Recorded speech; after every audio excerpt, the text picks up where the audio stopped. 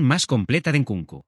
Un atacante difícil de encasillar porque podía aparecer detrás del delantero, partir desde una banda, jugar como segundo punta e incluso ocupar directamente posiciones de 9. Y eso es precisamente lo primero que podría llamar la atención de Mourinho.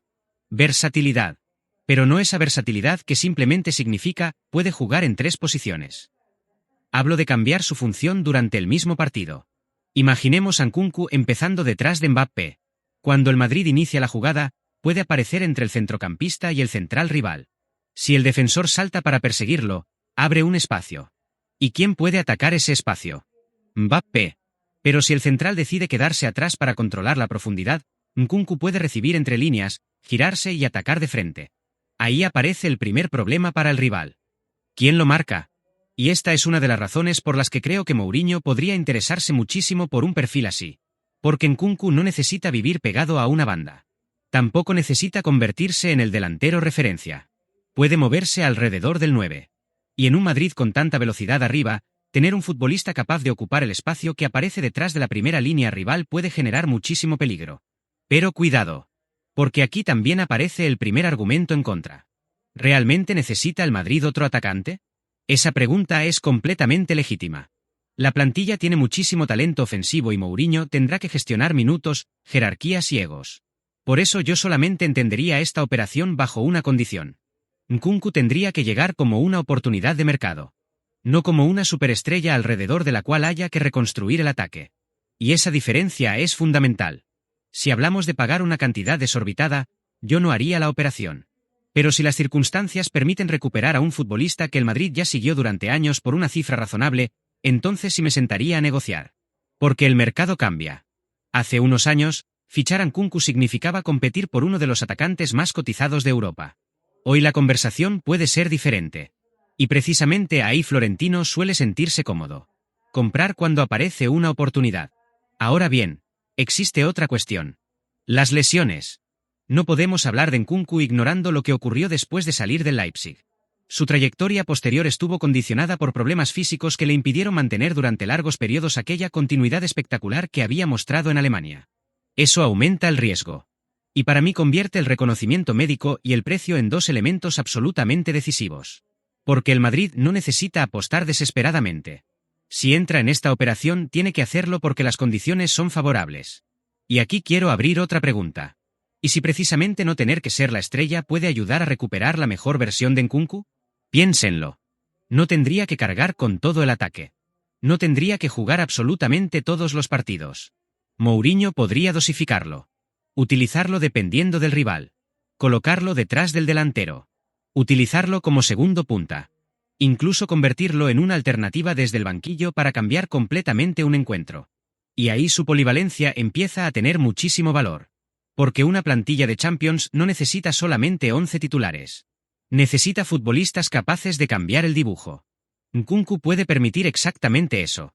Pero todavía no hemos llegado a lo que para mí sería su función más interesante. Porque existe una manera de utilizarlo junto a Mbappé que podría obligar al rival a tomar una decisión extremadamente incómoda. Y si Mourinho consigue reproducir determinados movimientos que hicieron de Nkunku un futbolista devastador en Alemania, podríamos estar hablando de algo bastante más interesante que simplemente añadir otro delantero a la plantilla. Estamos hablando de crear una pareja ofensiva, en la que ninguno de los dos tenga que permanecer quieto como 9. Y ahí es donde esta operación empieza a ponerse realmente interesante.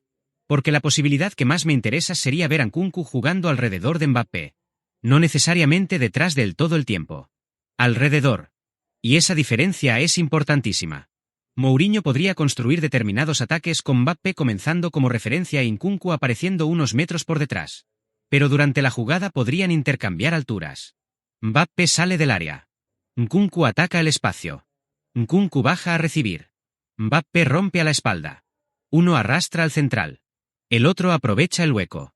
Eso genera una pregunta permanente para la defensa rival. ¿A quién sigo? Y ahí aparece la versión de Nkunku que más me gustaría ver en Madrid. No un extremo obligado a permanecer abierto. No un 9 obligado a pelear permanentemente de espaldas contra 2 centrales. Un atacante libre. Un futbolista que encuentre espacios. Y si además tienes centrocampistas capaces de encontrar esos movimientos, la combinación puede ser tremendamente peligrosa.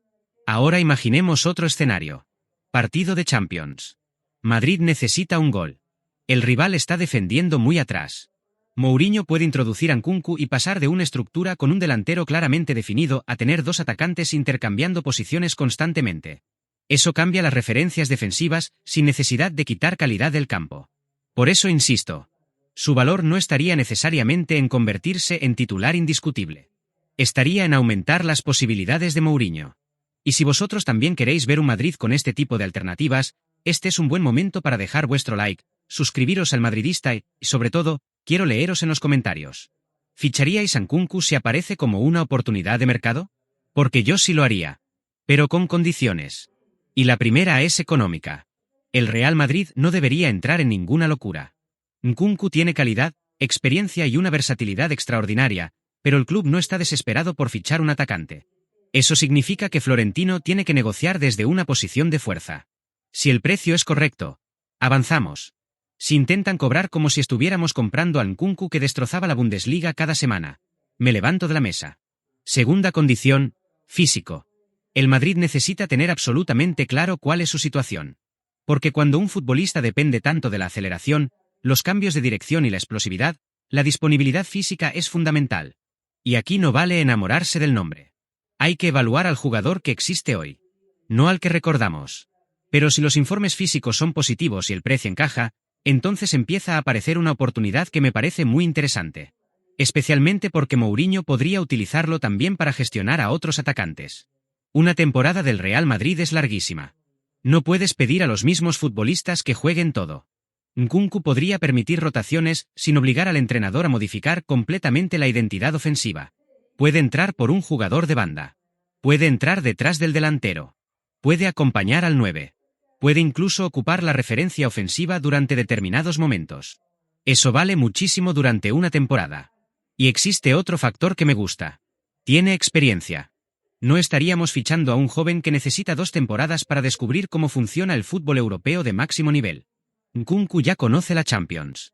Ya ha jugado en escenarios grandes. Ya sabe lo que significa competir con presión. Lo que tendría que demostrar es que todavía puede acercarse al futbolista que vimos en Leipzig. Y esa es precisamente la apuesta. No comprar una promesa. Intentar recuperar una versión. Por eso esta historia tiene algo especial. El Real Madrid lo siguió cuando su precio y su prestigio estaban